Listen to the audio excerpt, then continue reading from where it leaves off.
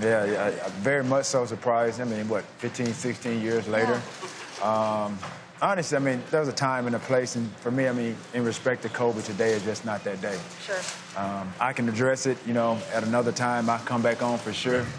Or I can get you guys on my podcast, you know, one or both of you guys, and we can talk about it. But, you know, out of respect for Kobe, like today, I'm not feeling it. Today is not that day. Yeah. I hear you. I think we all got reminded harshly yesterday to love and live every moment because the next one's not promised. And yet, as you know, we've gone back and forth about this for years. I've had many talks with Donovan about it, with Hugh Douglas, with Brian Dawkins, and maybe this is a day of letting go those kind of bitternesses that do us no good going forward. But I do think, knowing Donovan the way I do, he needed to let this go. He just sort of unleashed it all, like just spilled it all out. And maybe after what happened, the shock of yesterday, maybe that's it. Maybe it's done. Maybe you can all put it to rest. I mean, like I said, I don't have anything against him. At the end of the day, like I said, it is what it is. You know, I did what I did, considering and under those circumstances in Philadelphia. I enjoyed my time there. I did the best that I could. They brought me there to help, you know, get them beyond the 4 NFC championships they had failed to get past. And, you know, I think when you talk about the swagger and my playmaking ability, in which Andy utilized to the best of my abilities. Andy Reid? Yeah, Andy Reid, yeah. Yep. I did that, you know. I can't fight a man's jealousy, envy, whatever the case may be. There was a lot of things that happened throughout the course of that year, speculative-wise, and there were people that were bringing things to me unbeknownst. Like I said, I was blown away. I was shocked at some of the things that were being said and his reactions to a lot of things. When you talk about me coming from the San Francisco 49ers, playing there, and they brought me there. I felt a little bit of pressure. They brought me there to get them over the hump. Oh, and it so, was huge. And so, you know, for that city to embrace me the way that they did, and I embraced them as well. And so, you know, from the first snap, first play that was thrown to me, it went for 81 yards. Right on the jersey number. You know what I mean? So that kind of set the tone for the season. Right. I was brought there for a reason, you know, and I felt like I tried to do whatever I could, and unfortunately I got hurt, you know, later on in that season. I played in the Super Bowl with 2 screws and a plate in my ankle. And there were a lot of things that, again, you know, that was brought to my attention of how he changed, you know, towards me. When you talk about the Lincoln Financial Stadium and 70+ thousand people chanting your name, when I guess he got drafted there, they booed him. He wasn't well received, and so it's like I'm an outsider coming in, and I'm getting that love and that recognition, that embrace that I'm sure he wanted. I'm sure he probably took, you know, a little bit of offense to it and felt a bit slighted. But I can't be the blame. I can't be the scapegoat for what did or didn't happen. You know, going into that playoff run for the Super Bowl, you know, he got annoyed by the many questions. Was I going to play? Was Terrell going to play? And he made some discouraging, you know, comments. You know, we got here without him. You know, we can win without him. And, you know. And how did that make you feel? For a guy that always have been politically correct and addressed certain questions like that in the best possible way, he didn't do that with me. So I knew it was personal. But I did what I could, you know, considering the circumstances. I'm sorry. Have you seen Donovan since those days at all? Yeah, I've seen him, and I played in a softball game. Larry Fitzgerald had a softball game, and we've run into each other. So you thought you was cool prior to him making this comment? Yeah. You thought you were cool? Absolutely. I mean, it was cordial. When you talk about burying the hatchet or what have you and letting bygones be bygones, I had run into him a couple of times and spoken, and it was cordial, and I left it at that. But to get this out of left field, it's a bit disappointing, especially from a guy like that. See, what I look at, and Skip and I talked about this a little bit last week, is that teams bring you in to help get them over the hump. And the moment it doesn't happen, well, the reason why we didn't get over the hump because of T.O. Well, then why'd you bring him there? Well, you get scapegoated when things go wrong, but you're supposed to be the savior when things aren't going right. So I'm confused. And I am too. And the fact that he said that they didn't need me, then how did I prevent them from getting back to the Super Bowl? Right. If that's the case, if you're so good and you're confident in the guys around me, you didn't need me to get back to the Super Bowl, if that's the case. Right. Clearly he did. So I'm with Terrell.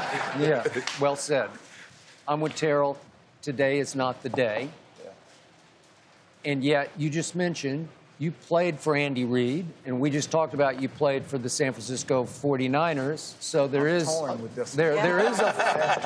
a football game that is going to be played this coming Sunday, and you are leaning which way? I mean, my heart's in San Francisco. That's why I had, the start of my career. I'm blessed and thankful for the opportunity to start my career there. I did some great things in 8 years. And then I transitioned. I go to Philadelphia Eagles. I played a year and 7 games there and was playing at a pretty high level. Right. And Andy Reid utilized me like I wanted to be utilized in San Francisco. Right. When you talk about, playing 21 games and scoring 20 touchdowns, I was scoring at a clip that's unheard of. Right. And so I welcomed the opportunity to play with a quarterback like Donovan, that pocket passer, able to throw every pass in the passing tree. And the quarterback styles was a bit different. Going from Jeff Garcia, which is a out of the pocket, type of player, can, do some things on the run. He wasn't your prototypical quarterback, stand in the pocket, throw the ball 50, 60 yards down the field. And I got an eye-opener in training camp, going to Lehigh Stadium. It's about 10,000 people. That was the impact that I had coming to Philadelphia. And, I ran my first go route. My body is so accustomed to running go routes for Jeff Garcia. Right. So I would, kind of three-quarter it with Jeff Garcia, and I could see him throw it, and if he threw it farther, I could go get it. Right. I tried that with Donovan. I almost tore my hamstring. I went back to the huddle, and my coach, David Culley, he said, look, he said, I know what you've been used to. You ain't got to worry about that with 5. He has a hose. He has a hose. So describe the Andy Reid that we're going to see on Sunday. How is he? How did he coach you? What is he like to play for? I think you've seen it with Patrick Mahomes, and before Patrick Mahomes became Patrick Mahomes, you saw it with Tyreek Evans. Yeah.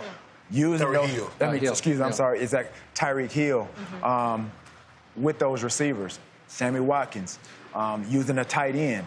It's kind of eerie similar to when I was there with the Eagles. We had L.J. Smith. We had Chad Lewis. We had receivers on the outside, Todd Pinkston, myself, Freddie Mitchell. He's going to do. Don't mention them other guys to you. Well, I know you're being politically correct, but don't do that. And myself. And so he basically utilized those guys, and I texted Andy Reid and wished him congratulations, and he hit me back, and he was saying, his response was, I'm hoping one of my guys can have the day that you had in Jacksonville. And so he's going to, trust me, he's going to have a game plan. Those guys are going to be ready. And trust me, I know Andy Reid. He's going to be very, very prepared for this. It's hard not to like Red, isn't it? Oh, my God. Trust me. He's my favorite coach that I've ever played for. Wow. Yeah. And I know I've played with a number of coaches, George Seifert, who obviously is a great Hall of Fame coach. I didn't get to play the tenure of my career. I only played 1 year with George Seifert.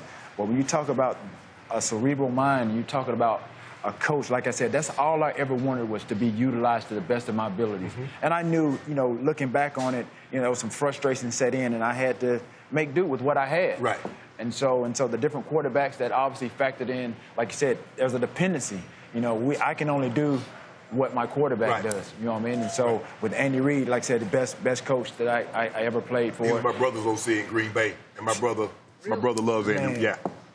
All those guys, Andy Reid, Gruden, Mariucci, all those guys were on that staff over in Green Bay. So your heart's in San Francisco, but now I think your heart and your head is saying Kansas City. My homeboy. No, I think whichever outcome, I'm going to be happy. I mean, if the Niners win, I'm going to be ecstatic about it. If Andy Reid gets to win, I'm going to be ecstatic about it because I felt like had I not been hurt, had I been 100% when we played the Patriots in Super Bowl 39, I think we may have a different outcome. Right. Wow. So allow me to say, you've been great today. Thank Thank you you so much. Really good. Appreciate Thank it. you. My mom will be proud of me. Hope Mom is happy and So watching. moving forward today, we gonna put all that pettiness aside. You and Donovan, we good. We good, right? We got to come on the podcast, though. You I'm going to mention the podcast.